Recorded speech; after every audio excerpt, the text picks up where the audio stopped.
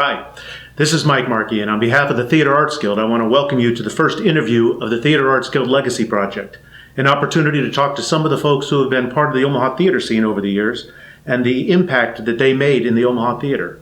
Today we'll be talking with Dick Mueller of the Firehouse Dinner Theater. Good morning, Dick Mueller. Good morning. Good morning. Now, let's get the details out of the way. You're an Omaha boy, born here in Omaha? Born in Columbus. Columbus. Came to Omaha very early. As a babe in arms. There you go. Yeah. Central High School, sang in the choir. Then you got into theater after high school, and we'll talk about that a little bit. Then you toured professionally with a singing quartet and New York City and all that. Came back to Omaha, started a theater. Did some theater here first. Then you started the Firehouse Dinner Theater. Ruled the roost with the Firehouse Dinner Theater for a number of years. The number one tourist attraction in Omaha for 18 years running. Was it that long? It Wow. was. It was. 8 shows a week and all sorts of wonderful 52 things. weeks a year. 52 weeks a year. The wine cellar, I want to talk to you about that downstairs and a special place that was. And I want to talk to you about how the Firehouse ran and who was involved in that and how you put that all together. And talk about the other theaters that you did here in town and some of the special people that you worked with, Roger Norton, Josh Logan, some of those folks. And we'll see where it goes. And the night that the TAG, Theater Arts Guild, was born. We'll talk about that a little bit. The afternoon. Yeah. So, start off with, what brought you to the theater? What brought me to theater? Mm-hmm. Well, I hadn't done any theater. I was in the back row of some show because we were in the choir, and Swanee was the theater director at Central, and I was singing in the back row of Pinafore or something like that. That was my theater experience in high school. When the quartet was up in New York recording, I had an evening or an afternoon or what free, and I was in the theater district. And I saw a marquee, and I recognized the show.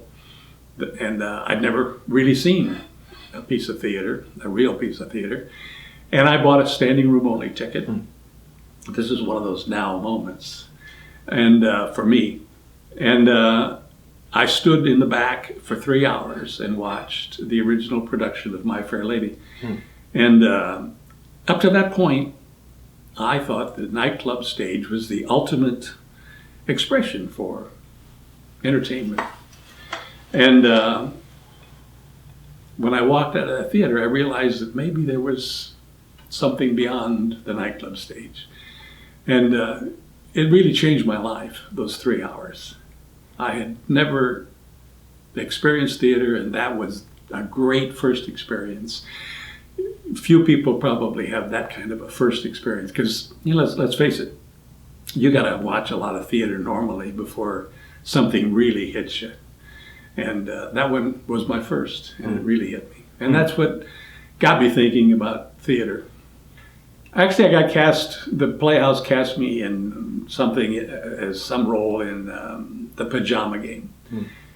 And I dropped out of it after very quickly because I thought I was going to do something else. So that was a no-go. And then I did West Side Story at Chanticleer. I played Tony, and that was my first real theater experience. I had made a trip out to Denver, and I'd seen a dinner theater operation out there called the Country Dinner Playhouse. And I was quite taken by that. And that kind of gave me the idea to come back to Omaha and see if I could open a similar spot here. So that's what brought me back. And so learning all the time from those other people and how they were running things and sort of picking stuff up as you went along. I suppose, yeah. You can't live a day without trying to learn. In other words, you didn't go get a degree in theater management or anything like that. No. You learned on the spot and what you could pick up. And so you came back and you started to talk about how it was that the Firehouse Dinner Theater came to be then. Well, it took a while to raise a few bucks to talk some nice people in to help me get it open. Actually, we opened the Firehouse, and we were doing close to $2 million a year gross. And I opened that place. I was able to raise $37,000.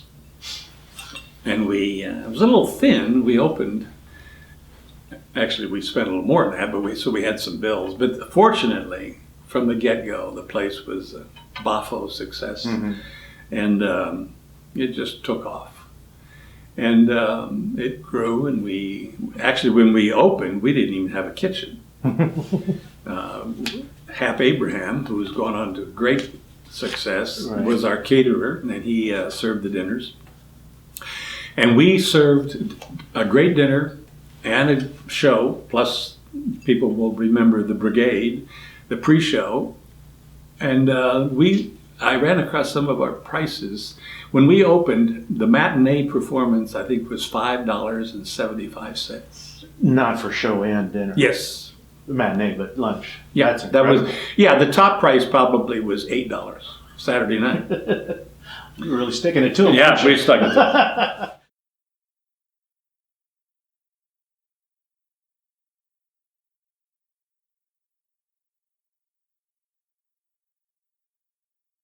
I've been trying to look for a place in Omaha to open a theater. I briefly had a lease with John Wiebe for the theater under the West Roads that he had built. And I raised enough money to do that, and I just decided I didn't like the location. I just didn't feel comfortable there. So I gave the money back that I'd raised, and I gave John back the lease, and we parted good friends. And then I looked at there was a wonderful room in the old Union Depot. And I worked out a lease with the Union Pacific, which owned the building. And I could never get them to to culminate the lease process. And of course, I realized after the fact that they had no intention because they were trying to get rid of the building. Yeah. And it ultimately became a wonderful museum. But that would have made an interesting location. I was going to call it the Iron Horse. And I was going to call the pre-show, instead of the Firehouse Brigade, it would have been called the Gandhi Dancers, which is the Gandhi Dancers. That's people that work on the railroad, okay. on the lines.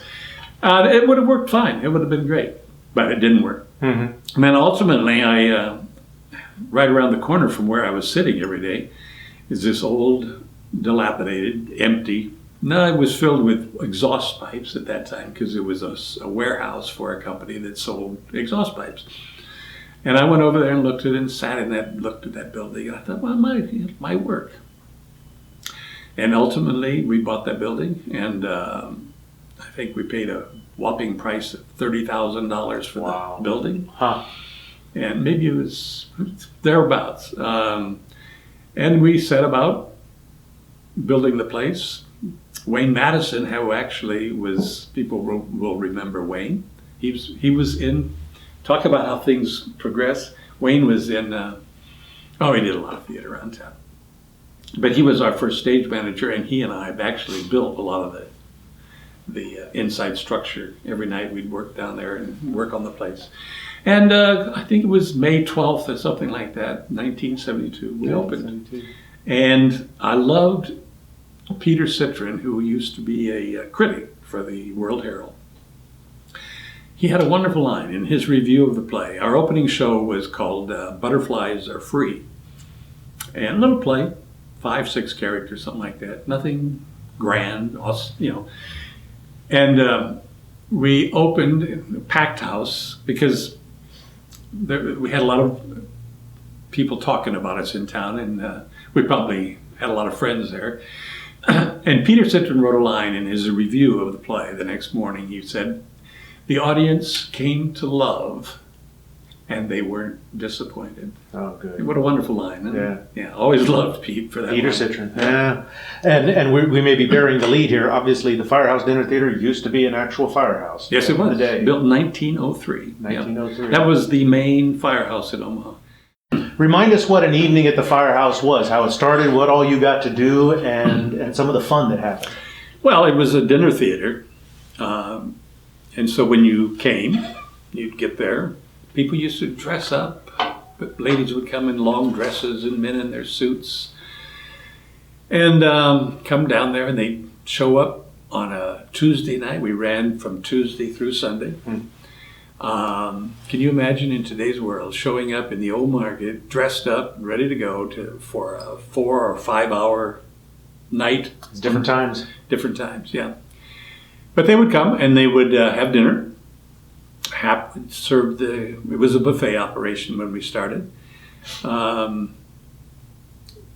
would take, whatever length. And the waiters would... Did you always have the puff pastries when you sat down? I don't remember. I remember that was one of the joys of going there was you sat down and before anything ever started, there was a puff pastry sitting right there. It was a great idea. If we didn't do it, I'm sure we should have. It was great. At any rate. Yeah.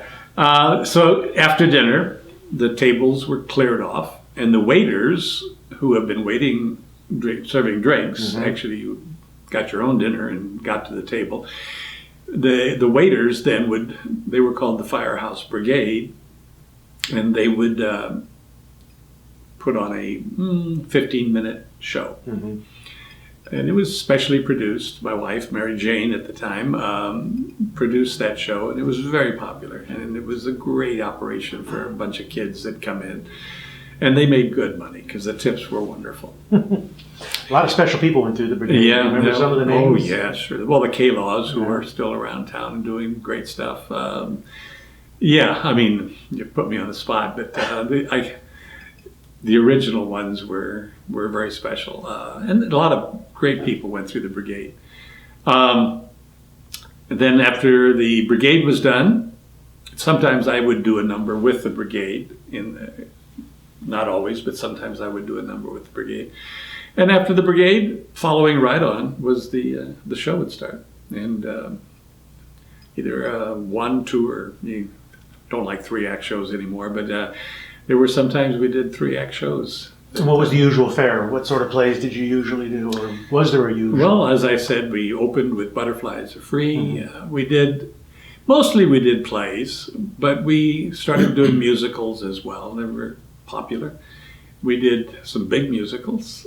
We did a couple world premieres, as a matter of fact, on that stage. First time anywhere ever. The first one we did was Red Dog, which became a huge success for us. Probably, I think we did Red Dog 4 or 5 times in our lifespan. Space. And of course you had that beautiful lobby where you came in, you had the box office and the spiral staircase that went up to the offices. Yeah. It was a gorgeous lobby. Oh, thank you. It was a very special building to go into, and then obviously the plays were very popular as well. Well, my favorite was Death Trap. Had a really? Beautiful Steve Wilden set, and of course David Landis and I, and I think Melanie. Barbie, yeah. Barbie Davis. Yeah. It was a fun show. David Landis, former state senator. Yeah. We had a good time. Glad you liked it. Thank you. I was enthralled by it. It was a wonderful moment in that show. I always look forward to it. If you're not familiar, it's a murder mystery, and there's 2 writers. But the older guy, me, is out to kill the younger guy, David Landis. And it was staged. We were a 3/4 stage, so the audience was very close to us. And David was downright for some. I remember we had a garrote. Mm-hmm. Actually, it was a phony garrote. Obviously, it wasn't a wire. It was a thin tube, and the handles of the garrotes were filled with blood. And I wrapped it around his throat, and as if to cut off his neck, and then squeezed the blood. And I always loved looking past him at the audience. They just absolutely were writhing. Which is always the fun of those 3/4 seating, because you can see the audience as well. You know what it reminds me of? It was a nightclub stage. Sure. A lot of dinner theaters work that way because it's an intimacy. And somewhere in the round. I never liked the round, but I loved having the set. I loved having that environment, but I liked being close to the audience. Let's jump back here. You mentioned a couple of world premieres. Talk about that a little bit and how that happened. How that happened? Yeah. Interesting. Well, this goes back to those now moments in my mind. Looking, you don't know things are happening when you're living at the moment, but when the luxury of looking back, you see how the threads of things connect. Right. And I mentioned to you, I don't know if we did it on camera or not, but the now moment concept. Talk a little bit about that. Well, I worked with a guy in New York. I studied with him, and David Craig was his name. And he used to talk about there's only one thing valuable about theater, and that is the word now. And what does that mean? He said, every great production has to have a now moment. And his example was My Fair Lady, interestingly enough. Very briefly, Eliza has just exited from the stage in a huff, leaving Henry Higgins there with his mother. She's gone from his life. And Higgins, what does he care about that? The next scene, this is on Broadway, that scene disappears, and the drop comes in with a picture of his front door painted on the drop. And he enters from the wings, and he comes to the center stage and puts his key, with his back to the audience, puts his key in the flat, with the drop, with a picture of it. And he stops with his back to the audience, and he says, "Damn, damn, damn." And David Craig is telling the story because he was there at one of the first performances when the show first opened. And Rex Harrison turns around facing the audience, and he's biting his knuckle, and it's bleeding. I don't know if he did that every night, but wow. That was the now moment. And why is it a now moment? Because Henry Higgins, the character, and the audience realize at the same moment that he loves Eliza. So life-changing revelations. Yeah, that's what makes theater valuable, and that's why we keep going back, is searching for the next now. I was going to ask, so you search for those moments, or you recognize when they come along and embrace them? If you're lucky. I always tell people, and I tell myself, to try to be aware of the potential of the moment. This moment, right now. What might this lead to? Oh. Who knows? We don't know. I'm learning lots of stuff, I know that. Well, be careful who teaches you. For some reason, I was in New York, and I went to this agent's office. Have no idea why I was there. But the agent wasn't in, so I'm waiting for him in this empty waiting room. And it's a one-man office. And behind the desk, the receptionist desk, is a guy. The receptionist, I'm assuming. But it turns out he wasn't the receptionist. He was somebody else. And I struck up this conversation with him. And I guess I must have, at some point in the conversation, talked about this. I was interested in doing a production of I Do, I Do. And I had seen this show in Kansas City that I just loved, and blah, blah, blah. And the receptionist says to me, "Well, I directed that show." Is that right? Huh. New York City. How many agents' offices? No kidding. And I'm sitting, that in today's world, my fear about today's world is that if I was sitting there in that office, rather than have that conversation with the receptionist, I'd probably been on my cell phone. Yeah. Never have had that conversation. Yeah. Turns out that was Leland Ball sitting there, and he said, "I directed that show." Oh my goodness. That's a now moment. No kidding. So I said, let's do it in Omaha. Okay, so the show's down, it's open, Leland's work is done, and he's got to catch a midnight airplane, or 1 o'clock in the morning airplane. And he and I are, let's say our wits' end is behind us now, because we've had a lot of struggles to get this thing up. And I'm taking him to the airport, and all the way out to the airport, we don't talk much. It's brittle. It was a tough week. And back then you used to walk down these long corridors and I'm walking him to the gate. What a gentleman I was. But we're not talking. And for some reason, this was another moment, a now moment. I stopped walking, and Leland stopped walking. And I said, don't catch this airplane. He said, okay. We turned around and walked back, went to my house. We sat up the night talking. Ultimately became the best of friends. And he came back and directed many things. And back to your question, how did Red Dog start? Well, Red Dog was the creation of Leland Ball and Arthur B. Rubinstein, the composer. And they had this little play. And we ended up doing the world premiere of Red Dog. And it went on to be our biggest success as far as the box office was concerned in 20 years. Talk a little bit about how you chose the seasons.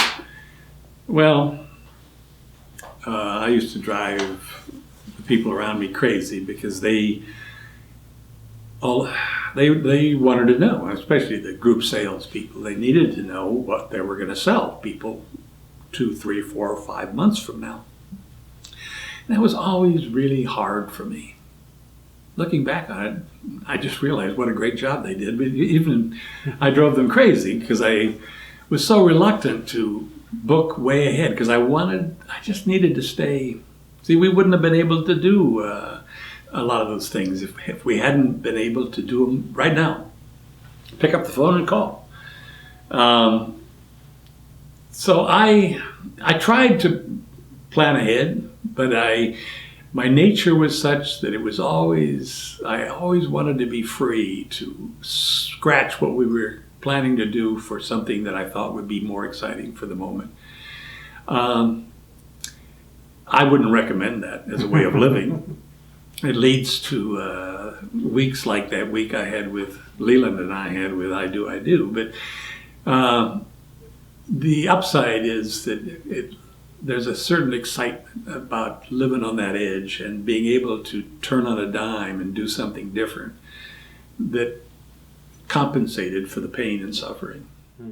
Okay, so all good things have to come to an end.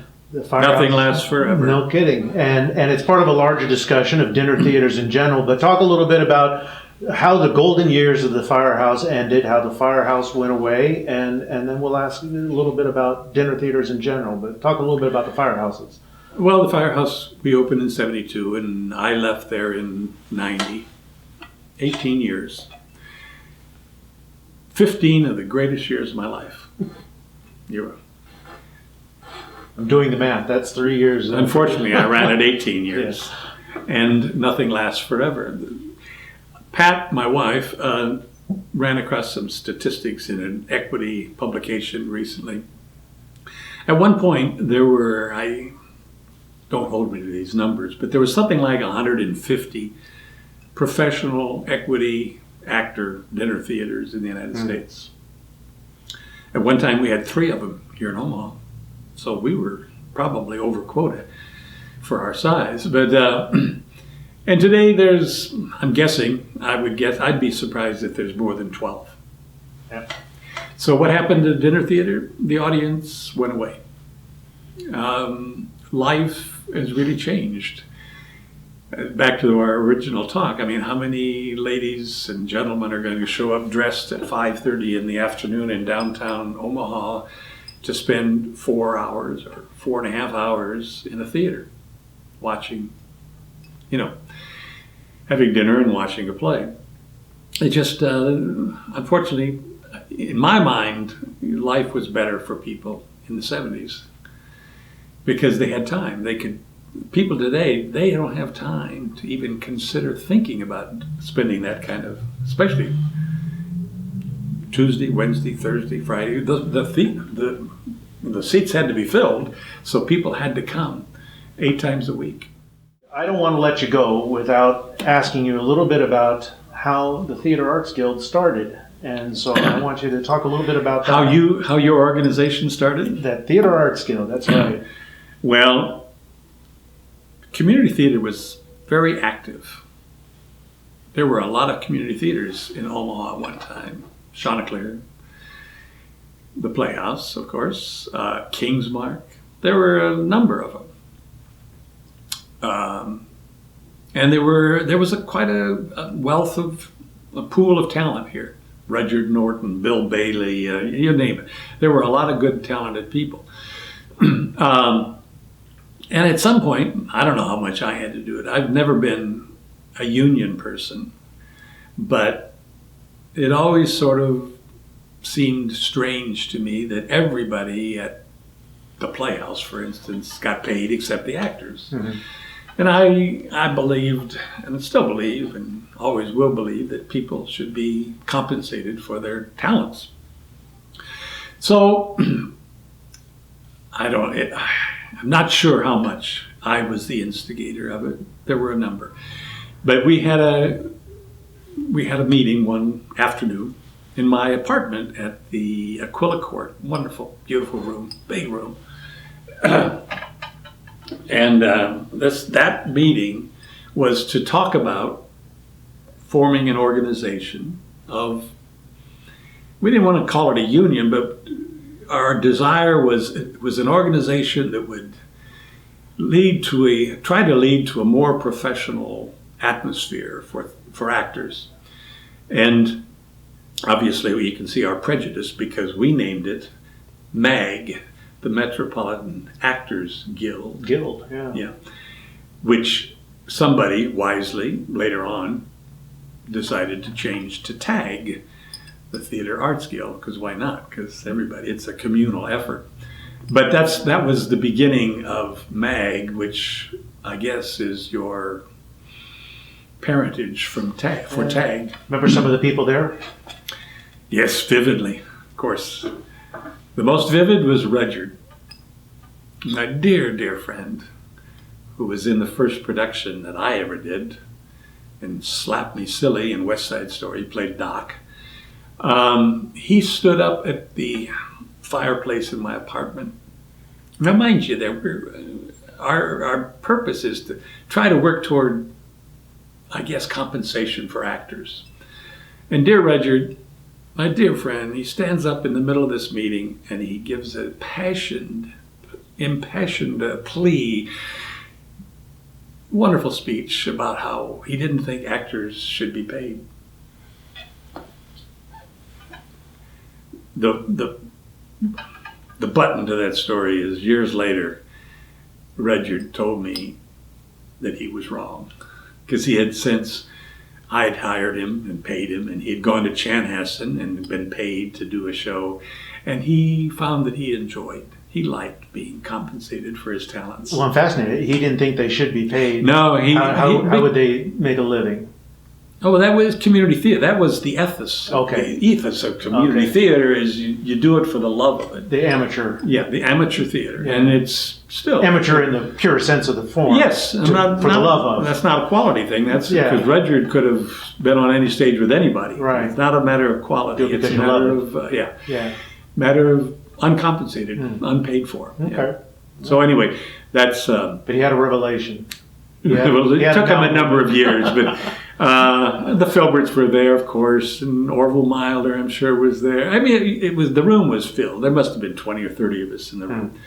And like I say, we were not successful, and ultimately, I guess I was, because I started professional theater in town. But MAG is, I'm pleased to see it still going as an organization. And you gave awards even back then. Yes, we did. We created what we called a Maggie. I don't know where we must have had at least handed out a dozen of those. You remember where the award ceremony was? No. Was it a dinner or just? Don't know. Can't remember that. Somebody said, "Here, Dick, you won." I don't know. We must have had some kind of a celebration, but... Well, that's wonderful. I appreciate very much you bringing it and sharing it with us.